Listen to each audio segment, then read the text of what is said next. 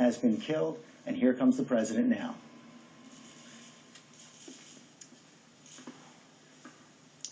Good evening.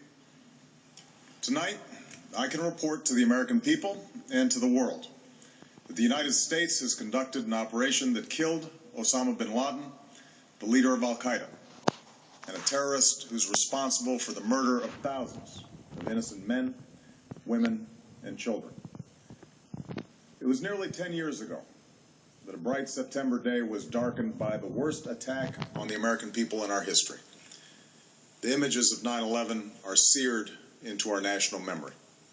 Hijacked planes cutting through a cloudless September sky, the Twin Towers collapsing to the ground, black smoke billowing up from the Pentagon, the wreckage of Flight 93 in Shanksville, Pennsylvania, where the actions of heroic citizens saved even more heartbreak and destruction. And yet we know that the worst images are those that were unseen to the world. The empty seat at the dinner table, children who were forced to grow up without their mother or their father, parents who would never know the feeling of their child's embrace, nearly 3,000 citizens taken from us, leaving a gaping hole in our hearts. On September 11th, 2001, in our time of grief, the American people came together. We offered our neighbors a hand, and we offered the wounded our blood. We reaffirmed our ties to each other and our love of community and country. On that day, no matter where we came from, what God we prayed to, or what race or ethnicity we were united as one American family. We were also united in our resolve to protect our nation and to bring those who committed this vicious attack to justice. We quickly learned that the 9/11 attacks were carried out by Al-Qaeda, an organization headed by Osama Bin Laden, which had openly declared war on the United States and was committed to killing innocents in our country and around the globe. And so we went to war against Al-Qaeda to protect our citizens, our friends, and our allies. Over the last 10 years, thanks to the tireless and heroic work of our military and our counterterrorism professionals, we've made great strides in that effort. We've disrupted terrorist attacks and strengthened our homeland defense. In Afghanistan, we removed the Taliban government, which had given bin Laden and Al-Qaeda safe haven and support. And around the globe, we worked with our friends and allies to capture or kill scores of Al-Qaeda terrorists, including several who were a part of the 9/11 plot. Yet, Osama bin Laden avoided capture and escaped across the Afghan border into Pakistan. Meanwhile, Al-Qaeda continued to operate from along that border and operate through its affiliates across the world. And so shortly after taking office, I directed Leon Panetta, the director of the CIA, to make the killing or capture of bin Laden the top priority of our war against Al-Qaeda, even as we continued our broader efforts to disrupt, dismantle, and defeat his network. Then, last August, after years of painstaking work by our intelligence community, I was briefed on a possible lead to bin Laden. It was far from certain, and it took many months to run this thread to ground. I met repeatedly with my national security team as we developed more information about the possibility that we had located bin Laden hiding within a compound deep inside Pakistan. And finally, last week, I determined that we had enough intelligence to take action and authorized an operation to get Osama bin Laden and bring him to justice. Today, at my direction, the United States launched a targeted operation against that compound in Abbottabad, Pakistan. A small team of Americans carried out the operation with extraordinary courage and capability. No Americans were harmed. They took care to avoid civilian casualties. After a firefight, they killed Osama bin Laden and took custody of his body.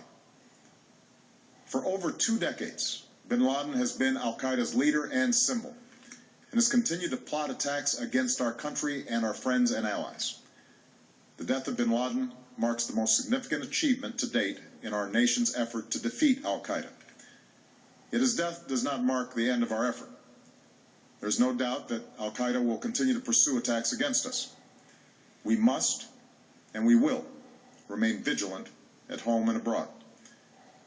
As we do, we must also reaffirm that the United States is not and never will be at war with Islam. I've made clear, just as President Bush did shortly after 9/11, that our war is not against Islam. Bin Laden was not a Muslim leader. He was a mass murderer of Muslims. Indeed, al-Qaeda has slaughtered scores of Muslims in many countries, including our own. So his demise should be welcomed by all who believe in peace and human dignity. Over the years, I've repeatedly made clear that we would take action within Pakistan if we knew where bin Laden was. That is what we've done. But it's important to note that our counterterrorism cooperation with Pakistan helped lead us to bin Laden and the compound where he was hiding. Indeed, bin Laden had declared war against Pakistan as well and ordered attacks against the Pakistani people. Tonight, I called President Zardari, and my team has also spoken with their Pakistani counterparts. They agree that this is a good and historic day for both of our nations. And going forward, it is essential that Pakistan continue to join us in the fight against al-Qaeda and its affiliates. The American people did not choose this fight. It came to our shores and started with the senseless slaughter of our citizens. After nearly 10 years of service, struggle, and sacrifice, we know well the costs of war.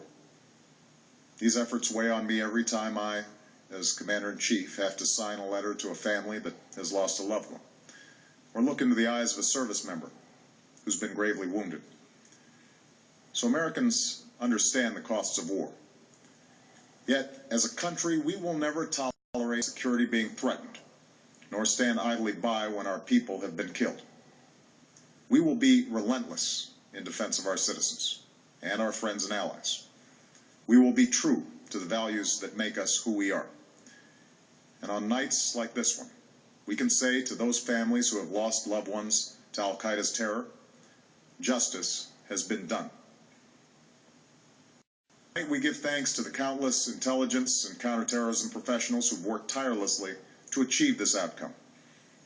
The American people do not see their work nor know their names, but tonight they feel the satisfaction of their work and the result of their pursuit of justice. We give thanks for the men who carried out this operation, for they exemplify the professionalism, patriotism, and unparalleled courage of those who serve our country. And they are part of a generation that has borne the heaviest share of the burden since that September day. Finally, let me say to the families who lost loved ones on 9/11 that we have never forgotten your loss, nor wavered in our commitment to see that we do whatever it takes to prevent another attack on our shores. And tonight, let us think back to the sense of unity that prevailed on 9/11. I know that it has at times frayed, yet today's achievement is a testament to the greatness of our country and the determination of the American people. The cause of securing our country is not complete, but tonight we are once again reminded that America can do whatever we set our mind to. That is the story of our history. Whether it's the pursuit of prosperity for our people, or the struggle for equality for all our citizens, our commitment to stand up for our values abroad, and our sacrifices to make the world a safer place. Let us remember that we can do these things not just because of wealth or power, but because of who we are. One nation, under God, indivisible, with liberty and justice for all. Thank you. May God bless you. And may God bless the United States of America. President Obama from the East Room of the White House saying that after 10 years of service, struggle, and sacrifice, justice has been done. Osama Bin Laden has been killed. And he was also saying